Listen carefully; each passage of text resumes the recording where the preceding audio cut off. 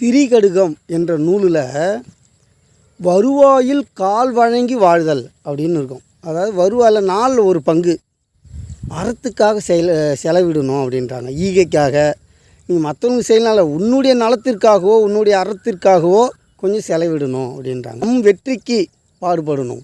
முக்கியமாக வெற்றி பெறக்கூடிய இல்லை நல்ல விஷயங்கள் நன்மைக்காக இல்லை மற்றவர்கள் முன்னேறுவார்கள் அப்படின்னா ஒரு முன்னேற்றத்துக்காக தான் நம்ம ஒரு செயலை இறங்கணும் அப்படின்னு சொல்கிறாங்க. இங்கே நிறைய பேருங்க 4/1 செலவு பண்ணணும் நல்லதுக்குன்றோம். ஆனால் நம்ம 4/1 இல்லை 4 பங்குமே கடன் வாங்குகிறோம். கடன் வாங்கி பல பேர் பாருங்கள், நீங்கள் அரசு ஊழியர்னு சொல்கிறீங்க, நிறைய பேர் அரசு ஊழியர்களே பாருங்கள் லோனை போட்டு, லோனுன்றது என்ன கடன் தானே, ஏகப்பட்ட கடன்.